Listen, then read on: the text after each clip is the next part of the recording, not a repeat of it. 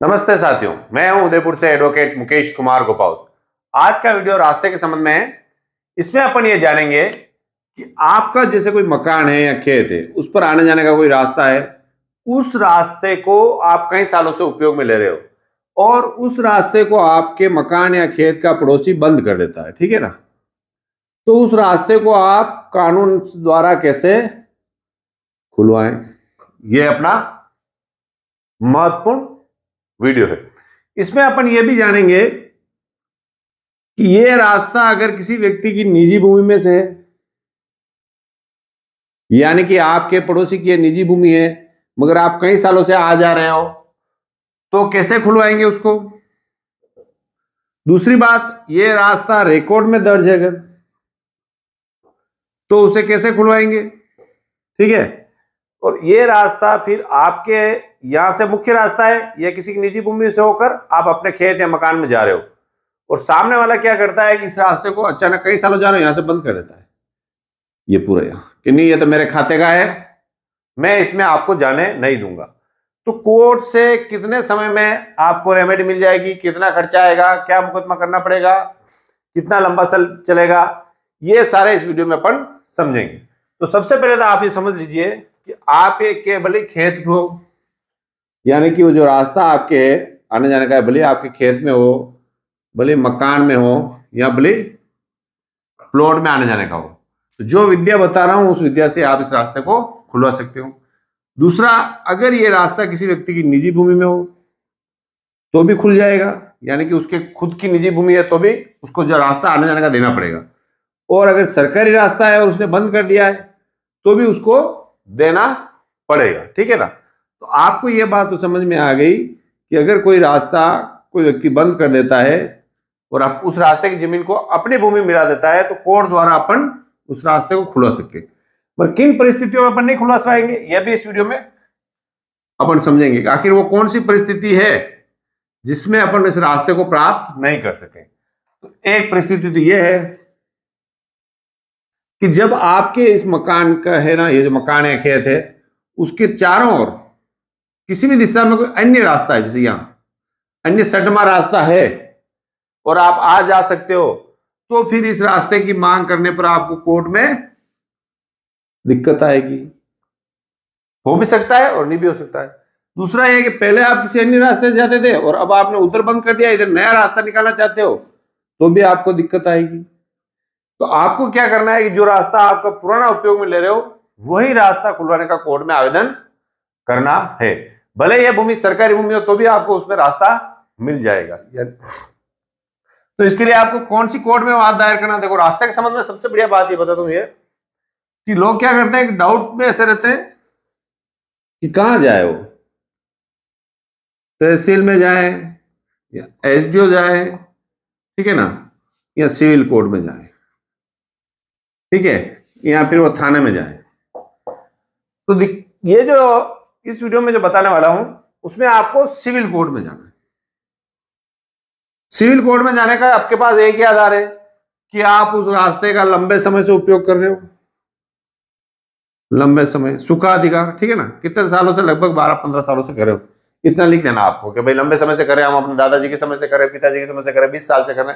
यूं मत लिखना कि 2-3 साल से करूं, लंबे समय से उपयोग कर रहा हूं, मेरे पिताजी के दादाजी के समय से करूं, ठीक है ना, 12 साल लिख दिया तो भी चलेगा। तो सिविल कोर्ट से ही आपको रास्ता लेने की ये तरकीब बता रहा हूं। अब सिविल कोर्ट से लेने की तरकीब क्यों बता रहा हूं, इससे क्या फायदा। एक तो क्या है कि इसमें किसी की नेतागिरी नहीं चलेगी, दूसरा किसी की दादागिरी नहीं चलेगी, तीसरा आपको समय पर न्याय मिलेगा, चौथा कोर्ट के आदेश होने पर उसकी पालना भी होगी। कुछ रास्ते एसडीओ कोर्ट से भी लिए जा सकते हैं। अगर रिकॉर्ड में दर्ज है रास्ता तो एसडीओ कोर्ट में आवेदन करें, या नया रास्ता लेना है और खेती की जमीन का है तो भी आप एसडीओ कोर्ट में आवेदन करें। इस पर मैंने अलग से वीडियो बना रखा है, वो देखें। एसडीओ कोर्ट में क्या लंबे चलते हैं, फिर कोर्ट ने आदेश कर दिया तो अपील हो जाती है, रास्ता तुरंत मिलता नहीं, दिक्कत आती है। तो मेरी सलाह है सिविल कोर्ट में आपको मुकदमा करना है। अब सिविल कोर्ट में क्या मुकदमा करना है यह भी तो आपको समझना पड़ेगा, ठीक है। तो सबसे पहले अपन ये जान लेते हैं कि मुकदमा कौन कर सकता है। तो जो इस खेत का, मकान का जो मालिक है, वो मुकदमा कर सकता है। दूसरा, मान लो मालिक नहीं है और उसका कब्जा है या उसके पास कोई दस्तावेज है, उस आधार पर भी वो मुकदमा कर सकता है। तो कोशिश करनी चाहिए कि जो मालिक है वही मुकदमा करे। दूसरा, मुकदमा किस पर किया जाएगा? तो जिसने रास्ता बंद कर दिया। ठीक है, रास्ता तो किसी, मान लो ये मोहन का खेत है और रास्ता हरि ने बंद कर दिया, तो आपको पार्टी किसको बनानी है? जो मालिक है उसको भी बनानी है, प्लस बंद करने वाले को बनाना है। हरि और मोहन दोनों को पक्षकार बना दीजिए। ये तो हो गया वादी और प्रतिवादी। तो कौन सी कोर्ट में मुकदमा करना है आपको? Civil court. अब सिविल कोर्ट में शॉर्ट में मैं आपको समझा देता हूं। सबसे पहले तो आपके सिविल कोर्ट का नाम आ जाएगा, फिर रास्ता खुलवाना है तुम, फिर क्या होगा आपके, आप वादी हो, जो भी वादी आ जाएंगे, फिर प्रतिवादी आ जाएंगे, या फिर रास्ता खुला नहीं हो तो यहाँ लिखना पड़ता है, हालांकि टॉपिक यहाँ आ जाएगी। फिर आपको लिखना पड़ेगा कि मेरा जो खेत है, मकान है, उसके पूर्व दिशा में पश्चिम दिशा में इतने फीट चौड़ा रास्ता है जिससे मैं इतने वर्षों से आ जा रहा हूं, यानी कि आपके रास्ते, अब मकान की और रास्ते की स्थिति। फिर दूसरी कलम में लिखना है कि अमुक व्यक्ति ने इतनी तारीख को ये रास्ता बंद कर दिया, हमने मना किया, हमारे साथ लड़े झगड़े मारपीट के तैयार हुआ। बंद कैसे किया? इसने दीवार बना दी या अन्य कोई निर्माण कर दिया, अपनी जमीन मिला दी या इस जमीन को हाँक दिया, हकई कर दी, जो भी है वो उस पॉइंट में लिखना। तीसरा ये लिखना पॉइंट में कि अगर मेरे इस खेत के या मकान के आने जाने का और कोई रास्ता नहीं है, एकमात्र रास्ता यही है। फिर आपको अगली कलम में लिखना है ये कि इस रास्ते को खुलवाया जाए जिससे मैं अपने खेत में आ जा सकूं। कुछ पॉइंट कानून के भी होते हैं, वो भी लिखने हैं, इसलिए आपको वकील कर लेना चाहिए। तो उससे कोर्ट क्या करेंगे? देखो, आपको एक तो पेश करना है वाद, एक पेश करना प्रार्थना पत्र। तो प्रार्थना पत्र में क्या होगा कि कोर्ट में आपको कमिश्नर रिपोर्ट लगाकर मौके की रिपोर्ट मंगवानी है।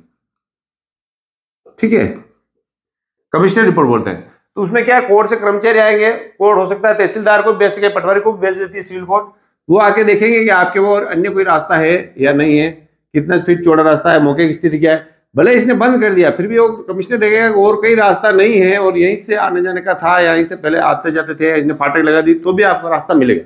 बंद कर दिया तो डरने की जरूरत नहीं है। तो फिर वो क्या करेंगे, रिपोर्ट जैसे कोर्ट में सबमिट करेंगे, तो कोर्ट में फिर आपको जो प्रार्थना पत्र चल रहा है, उस प्रार्थना पत्र में आपको जब तक मुकदमे का फैसला नहीं हो तब तक अंतरिम रास्ता, यानी कि कोर्ट ये बोलेगा जब मुकदमा फैसला होगा तब देखा जाएगा कि रास्ता देना है नहीं देना, अभी तो आप इसको आने जाने दो, क्योंकि तत्काल नेचर का मामला आता है। तो इस प्रकार से आपको एक तो प्रार्थना पत्र में तत्काल रास्ता मिल जाएगा। फिर मूलवाद में आपकी गवाही करानी होगी, जिसमें आप अन्य पड़ोसियों की गवाह करा सकते हैं, जो लोग पहले आते जाते थे आपके रिश्तेदार, उनकी गवाह करा सकते हैं। साहब ये इनका मकान है, मैं इस खेत से यहाँ आता था या जमीन से आता जाता था, इस व्यक्ति ने इसमें जबरन अभी बंद कर दिया है। तो इस प्रकार की गवाही होने के बाद सबसे पहले क्या होगा, आपने वाद पेश किया, फिर सामने वाले को सूचना जाएगी, सूचना जाने के बाद वो अपना जवाब देगा, जवाब देने के बाद आप तनकी बनेगी। ठीक है, तनकी बनेगी, फिर आपकी गवाही होगी, फिर उसकी गवाही होगी, फिर बहस होगी और फिर निर्णय होगा।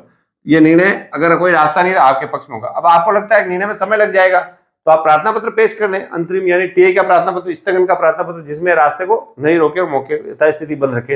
यथास्थिति रखने का अर्थ ये नहीं कि रास्ता अगर बंद कर दिया तो बंद रहेगा। कोर्ट यथास्थिति के प्रार्थना पत्र में लिखेगा कि आपने जो रास्ता बंद कर दिया उसको खोलकर इसको आने जाने देवे। ठीक है ना, तो उसमें आपको राहत मिल जाएगी। अब इसमें लगता है आपको कितना समय लग जाएगा? तो जो प्रार्थना पत्र होते हैं, अंतरिम का जो प्रार्थना पत्र, उसमें ज्यादा नहीं, लगभग 2 या 3 माह, बस इतने में 2-3 माह में इस अंतरिम रास्ते का निस्तारण हो जाता है। हो सकता है 2 महीने क्या 1 महीने में हो जाता है। और मूलवाद का फिर अगर रास्ता आपको मिल गया तो मूलवाद में कोई दिक्कत ही नहीं, मूलवाद फिर चलने दो लंबा, फिर 2 साल चले, फिर 5 साल, बोले एक बार तो आपको रास्ता आने जाने का मिल गया। फिर खर्चा कितना आएगा? इसमें ज्यादा कोई कोर्ट फीस नहीं लगती है, जो आपके वकील साहब है उनकी फीस लगेगी। हो सकता है वो 20,000 ले, हो सकता है वो 25,000 ले, वकीलों की अलग अलग फीस है। गवाह आपके रिश्तेदारी चाहिए और कोई दूसरे मिलने वाले पड़ोस की चाहिए, आप खुद गवाह हो, आपके परिवार के वाले गवाह, अन्य किसी व्यक्ति को गवाह ले जाने की जरूरत नहीं है। तो कमिश्नर रिपोर्ट होगी, उसमें कम से कम आपके 2 से 5,000 रुपए का खर्चा अलग से आ जाएगा, मगर उस कमिश्नर रिपोर्ट में भी आपका पक्का हो जाएगा रास्ता आपका है और वहीं से आपको आने जाने से नहीं रोके। अब कई लोगों के आपके प्रश्न होते हैं कि सर हमारा तो मुकदमा चल रहा है लंबे समय से, हमें रास्ता ही नहीं मिल रहा है, तारीख पे तारीख मिल रही है। इसका मतलब है कि आपका मुकदमा कहाँ रुका हुआ है, ठीक है, वहां आप चोट करें और उसको आगे कोर्ट में आपको आवेदन करें कि साहब इस लंबे समय से इसी स्तर पे रुका हुआ है, जवाब नहीं दे रहा है, गवाह नहीं हो रही है, या उसको खुलवाएं और उसको आगे की प्रोसेस करें। यानी आप खुद अपनी पेशियां नहीं लाएं, आप देखें कि मामला कहाँ रुका हुआ है। रेवेन्यू संबंधी, रास्ते संबंधी मैंने अपने चैनल पर कई वीडियो बना रखे हैं। आपके भी कोई समस्या है, इस नंबर पर आप मुझसे संपर्क कर सकते हो। मुझसे संपर्क करने का क्या तरीका, आपके पास कोई भी गौशाला हो, कोई भी जो आपके पास, वहां 500 रुपये डालकर आप रसीद इस नंबर पर भेजें, फोन हम आपको करेंगे। या आपके पास कोई गौशाला नहीं है तो आप 300 रुपये डालकर भी गूगल पे स्क्रीनशॉट भेजें इस नंबर पे, फोन हमारी तरफ से आएंगे। यानी कि रेवेन्यू संबंधी आपके कोई मुकदमा है रास्ते के संबंध में, उस पर रास्ते के संबंध में हालांकि मैंने कई सारे वीडियो बना रखे हैं, आप देखें तहसील में कौन सा मुकदमा चलेगा, एसडीओ में कौन सा मुकदमा चलेगा, कब पुलिस रास्ता खुलवा सकती है, सिविल कोर्ट में मुकदमा कैसे कराएं, सिविल कोर्ट में अगर मुकदमा चल रहा है उसको जल्दी कैसे फैसला कराएं, कई सारे वीडियो हैं, उसको आप देखें और पसंद आए तो लाइक करें, चैनल को सब्सक्राइब करें। मैं हूं उदयपुर से advocate Mukesh Kumar Gopal. Thank you.